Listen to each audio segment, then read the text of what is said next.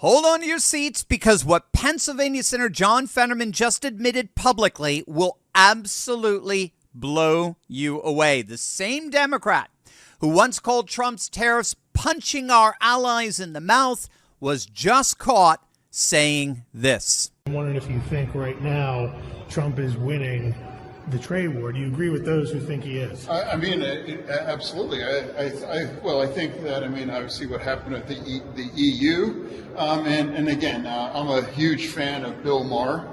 And I think he's really one of the oracles for my party. And he acknowledged, it's like, hey, he thought that the tariffs were going to tank the economy, and he acknowledged that it didn't. So, for me, it's like, it seems like the EU thing has been going well, and I guess we'll see how it happens with China. So we actually got 2 for 1 there, if you noticed. It wasn't just Fetterman, it was Bill Maher as well. Fetterman noted that he absolutely agreed with Maher on Trump's tariffs, that they are clearly working, and Democrats were completely wrong. But that, my friends, is just the beginning of this story, a story that reveals the massive civil war raging inside the Democrat Party right now as we speak. Now, one of the reasons why that admission was so impressive from Fetterman is because this was the same senator who just back in March was asking why Trump was picking all these kinds of tariff fights with our allies, and it was only going to end up hurting us economically. Well, no more. Last week, President Trump announced the massive trade agreement with the European Union. The EU agreed to buy $750 billion in American energy over 3 years and invest an extra $600 billion in the United States as a whole.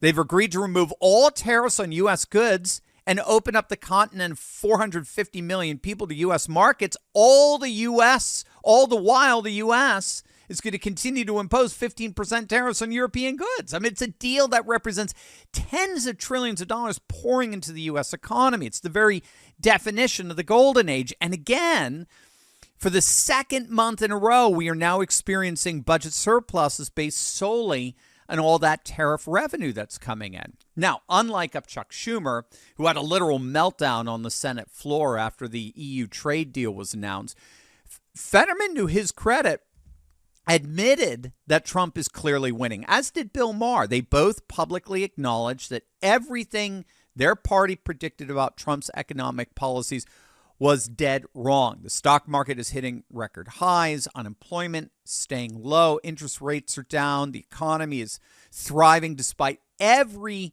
doom and gloom prediction from Democratic economists. The polls are showing that the vast majority of the country believes that the nation is on the right direction for the first time in 2 decades. And that's forcing the more honest members among Trump's harshest critics to not just face reality, but admit reality. But I have to say, I think Bill Maher's tariff admission pales in comparison to his explosive warning about the Democrat Party's future.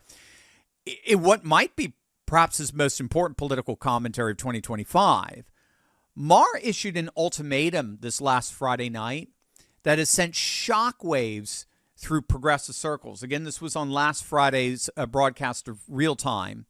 And he basically excoriated the Democrat Party and claimed that they'll never win another national election again as long as they double down on all things woke.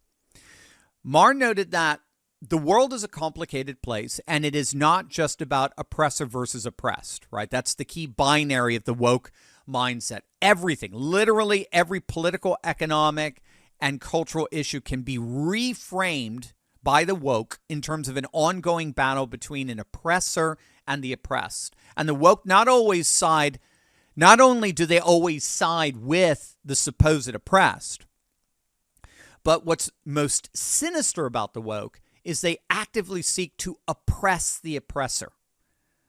So the woke are emphatically not trying to get rid of oppression. They're not trying to get rid of racism. Instead, they're trying to actively oppress the oppressor. They are radically racist towards the supposed racists. So that's how you have to understand it. Just like, for example, the whole Sydney Sweeney Jean commercial controversy.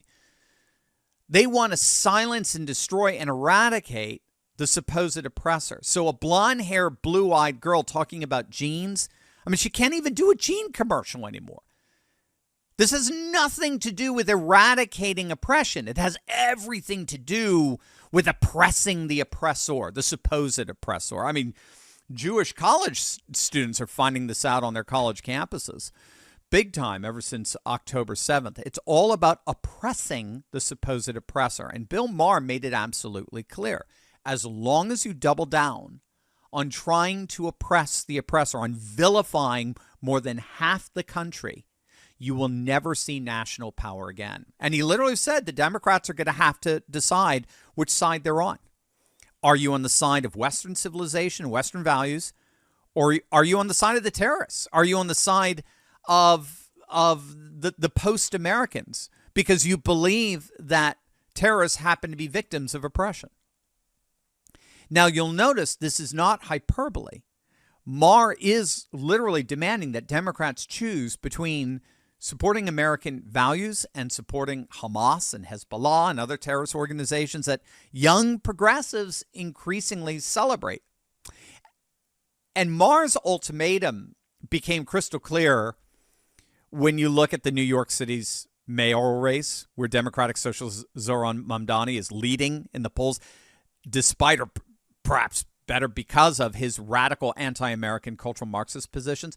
Maher specifically called out Mamdani as the perfect example of what's wrong with the Democrat Party. I mean, he agrees, Maher agrees with the Republican strategist, I forget who it was who said it, that explained Mamdani, if he ends up being elected mayor of New York City, he is the manna from heaven for Republicans. He is the gift that will keep on giving. Especially the same thing with the Somali socialist up in Minneapolis.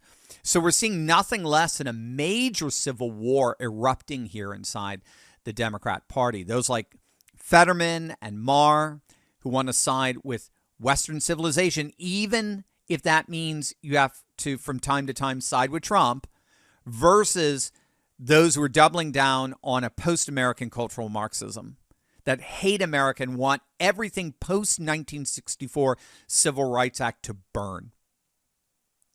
And what makes this civil war so fascinating is watching how the radical wing responds to any dissent. So progressive groups in Pennsylvania have already called for Fetterman to resign simply for being willing to work with Trump.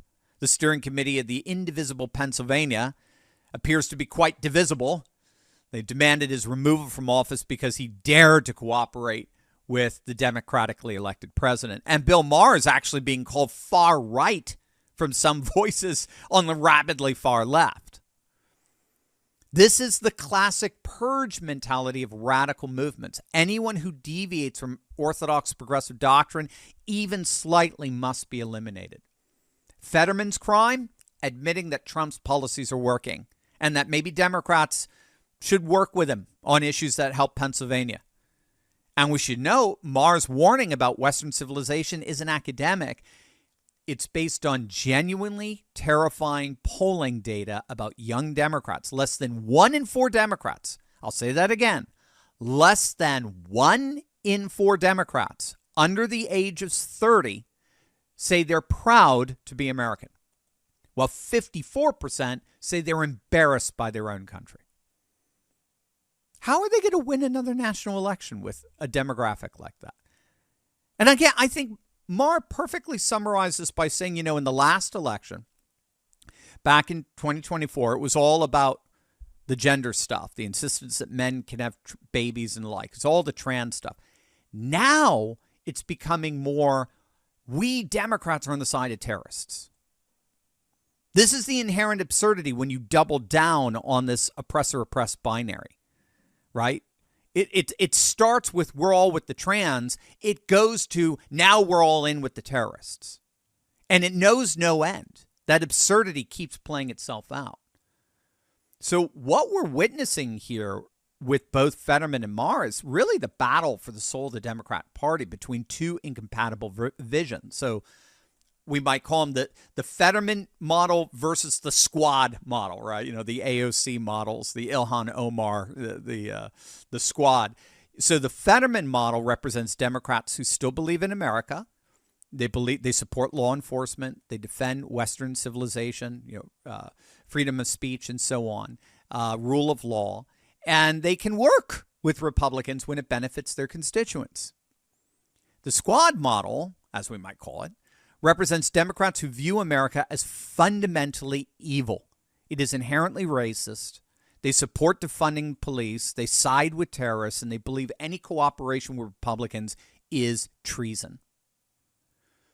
The Democrat Civil War represents a massive opportunity for Republicans if they understand what's happening here.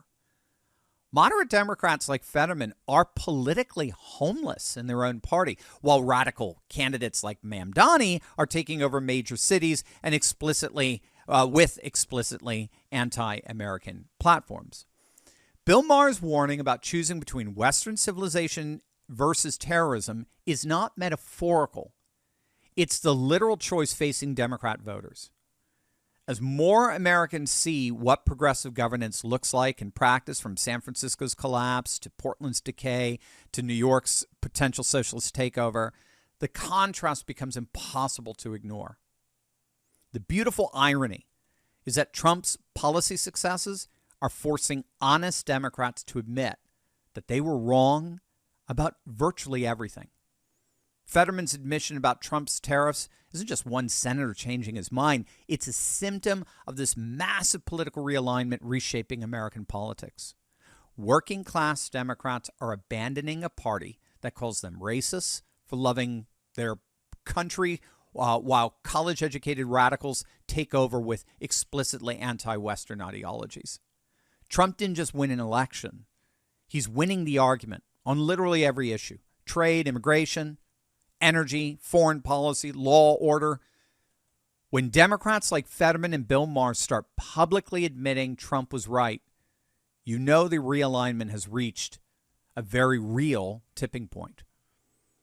The question isn't whether Republicans will benefit from this Democrat Civil War. It's just a matter of how much will they benefit and for how long. With radicals like Mamdani representing the party's future and moderates like Fetterman getting purged for thought crimes, the Democrat Party is transforming into something most Americans find fundamentally alien. The Democrat Party spent years calling Trump an existential threat to democracy. Now their own moderates are publicly praising his policies, while their radicals openly support America's enemies. That is not a political party. That is a complete institutional collapse happening in real time.